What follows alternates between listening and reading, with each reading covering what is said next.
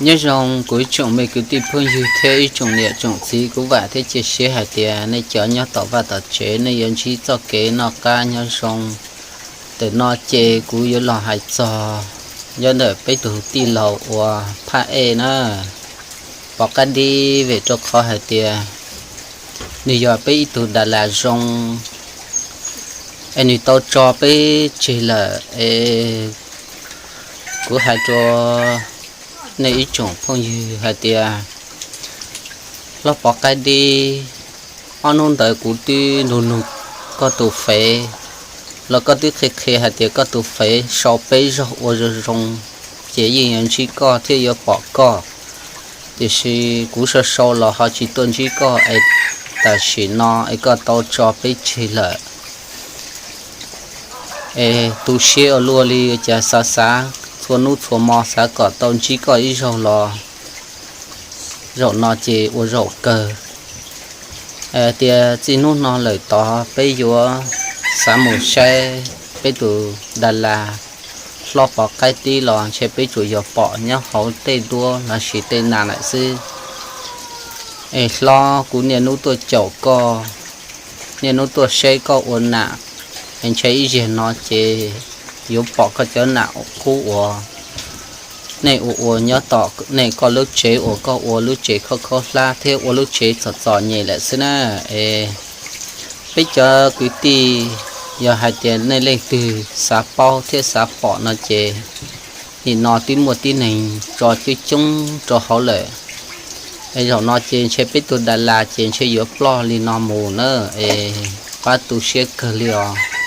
anh giờ bây tụ giờ cuối tụ cứ theo tụ ti theo giờ cuối lưu sành ai cuối nè nu nè mò tôi chậu co cuối đi sờ son đợi tỏ YouTube tôi trổ co là co cú tê tê cú cơ li theo cú thiên nó co tụ phế là co tê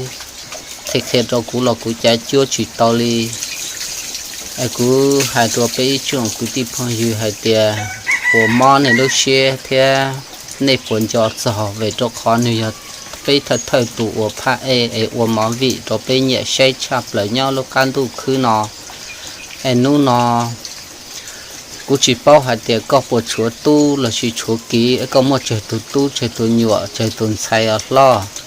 nhìn nó chúa nhẹ lo đi lấy xe nhẹ lo yếu nhau lì chảo yếu nó lì chảo bộ chúa tu chúa ký cũng chúa bỏ hậu này ở món vị lo nên tôi chỉ khi hai tiền tụt giờ có tụt tu tụt giờ có tụt xài đi giờ giờ hai tiền này nếu chỉ chúa chỉ tu chỉ chúa xài lại lo chúa có ổn nhẹ lo có nho giờ thì có mua vào là chỉ mua tu nó là có bản thụt đó có chờ tu là chỉ chờ nha là chỉ con mê tê mê tu là chỉ mê nhựa nho lại rồi lỡ đầy lỡ rồi nó chỉ biết chui vào bỏ có nhó hậu có để mỏ vị và nên nhọc khổ và tàn là nó cũng nên nút tôi chậu này nên nút tôi xe này là tuy rồi sống lúc xe cơ là ấy gì nói chơi yếu lo đi nó mù tại ít xịn này chui vào bỏ có thể khu đua lại xe chạy yếu tu xe ở luôn cho cứ đi bị ở này nho chạy yếu xí lú để xí lú thầu chuyện ở này nho về chuyện mua cho xe nhau sẽ họ thầu thì nó có một cái đi lên nó lại chơi yếu có yếu mỏ thì yếu chua có yếu lu bảo ly chảo là yếu lu chỉ tàu bây giờ cứ tìm không nên cho cứ nị nó nên chuyện của nên nho chỉ bây giờ xí lu ta chỉ nó bây chỉ mua cho xe nhau ấy có sáu xe của thợ từ của sáu xe có thợ từ là xe tàu hoặc dùng ý dạ lên nị nó lo nó lại chỉ bây giờ bỏ từ tua lại xin em mà ấy uống này cho đơn đầu em bây giờ đây là bây giờ cứ giờ đi là bây giờ đây là bây tua ba chỉ tàu ý dạ tôi đã chỉ ấy cú uống này cho đơn đầu cho này cho cứ đi uống này nhon rồi gì thêm rồi nó chỉ thon và chuyển đu phòng công mong cho này lúc đại lúc rõ ở này tua ba chơi theo bang cả của tụi ti lầu bỏ cái đi nó luôn đánh nó ấy thọ và chữ khởi này tên cái rõ cỏ này ở thôi dạ từ yếu tàu dàn tới thế này ba cho của tụi ti lầu nó mù xa xa ai uốn này chọn đòn đầu thọ vào chuyến đu khởi tới giờ để chọn trình thế trình lo thọ vào chuyến đu khởi này tên gây rõ xin ai cũng cho giờ lọt thả lên nó sư ai vậy thì chia sẻ hết tiền bây giờ uốn này nhau tỏ cá nó lò bây giờ chỉ cho cái nó cá nhau rồng thế về cho khó bây uốn này nhau nó chế bây rồi giờ bao nó chỉ bao tạc kỳ về cho khó có xe bây tuổi lo nó nếu nhục khổ nếu ra máu vị tôi chỉ tao ý thì nó ai biết chuyện xe chỉ nếu thời chơi li tao nó xin nếu thời cho biết chơi là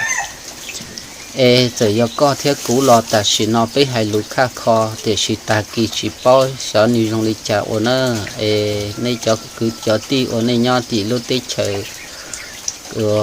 bây tuổi lo có nhau là chỉ nên tết xe tên chỉ chỉ thọ nên tua ba sơn ca những thế tua ba mỏ ba chuột này nó bây giờ đây là chỉ bây tua ba chỉ tao là bây chán dầu này